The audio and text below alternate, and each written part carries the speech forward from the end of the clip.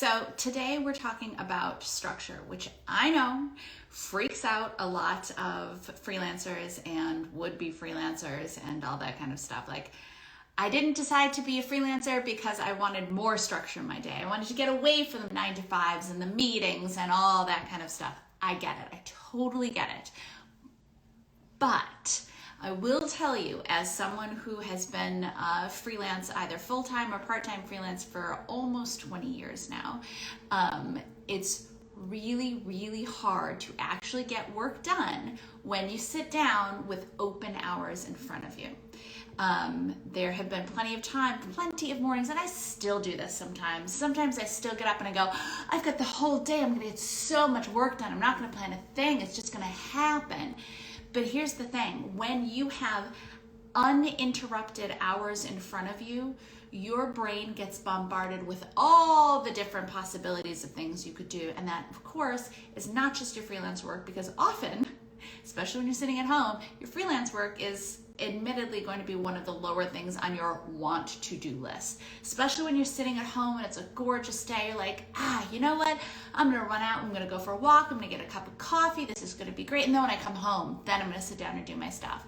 And then you're out and it's really nice, and you come home and you think, oh, well, I definitely wanna sit down and do my stuff, but I do have to do laundry, and this continues throughout the day, right?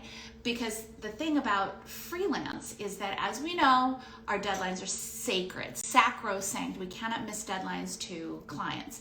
And on one hand, it's like, oh, deadlines, On the other hand, thank goodness for deadlines, because none of us would get anything done if we didn't have deadlines. We have to do the same things for ourselves. When our day is just open and endless possibilities. Look, that's great on a weekend or on a day off when you just want to let what happens happen. But on a day that you have to get things done, you have to build in your own structure. Now, how you do that can vary a little bit. Some people like a lot of structure, and some people need just more blocks of time. For example, I know we've talked a lot about scheduling your most creative stuff or your client work during your peak energy time. For a lot of people, that's first thing in the morning. For some small percentage of people, it's much smaller than you might think it is. It's the afternoon.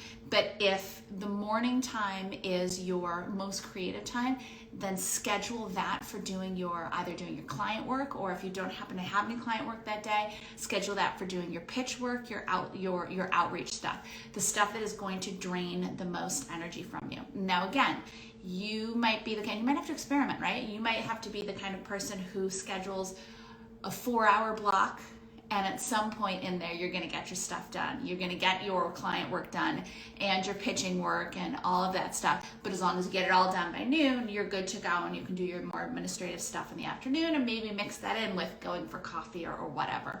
Or you may be the kind of person that needs to have it structured a little bit more tightly. You can't have multiple things to hit your deadline. You can't have multiple activities in a block, which is me. I have to have one activity in a block. So for example, I have to do this piece of client work in this 1 hour, and I have to sit my rear end down at this time, and I have to have it done by this time. Okay, then once that's done, then my next block, however long that will be, is maybe it's my pitching time. And all right, I have to send out this many pitches by this time. And then maybe it's, something else. Maybe it's client follow-up, any of that kind of thing. And you have to structure it out by activities. For a lot of us, I have found structuring that time by activities tends to be the way to go. Because even if it's a 4-hour block, we have multiple things to get done in those 4 hours. That can still get a little like, oh, I've got 4 hours, I'll definitely be able to get all this stuff done. And then 3 hours and 30 minutes in, you go, oh my God, I haven't done anything. How did I go down this like YouTube rabbit hole, or Instagram, whatever, what have you.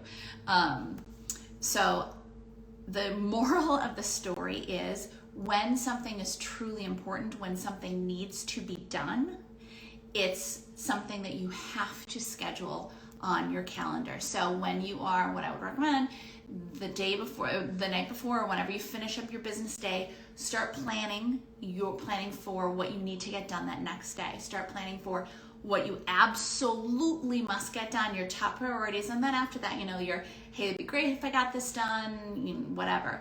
but your absolute top priorities, put them on your schedule then for the next day. And again, give yourself a finite amount of time. Don't say, well, probably would take me about an hour to do this, but I've got 3 hours tomorrow, so I'm going to give myself those 3 hours.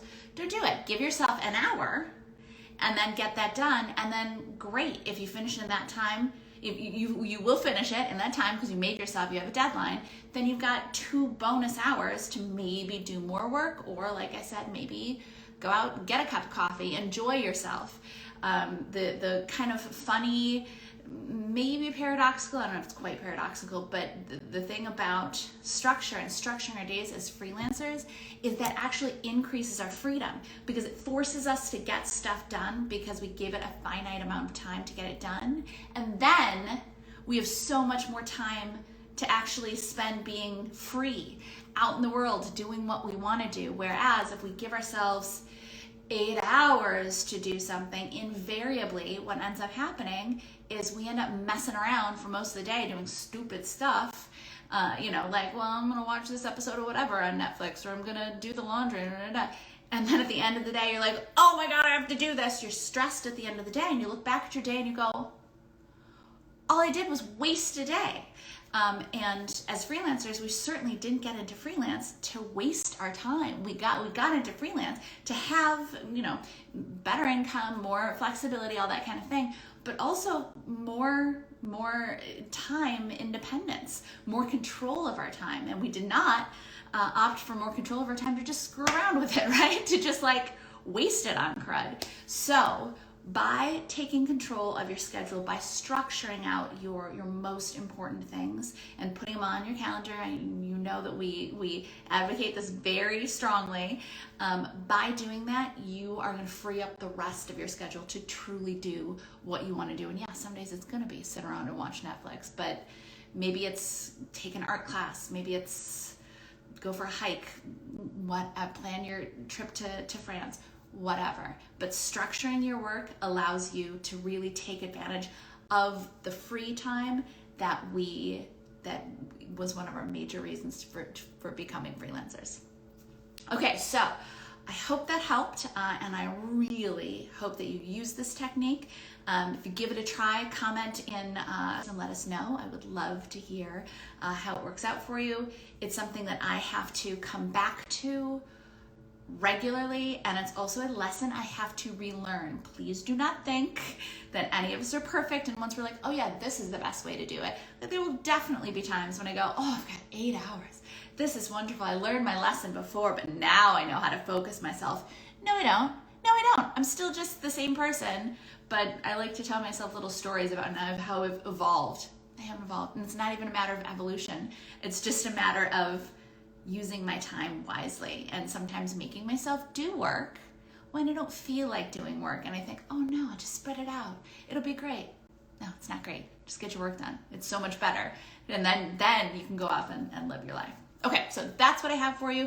Again, if you give it a try, and I hope you do, let us know in the comments, and I'll catch you later. Bye, everybody.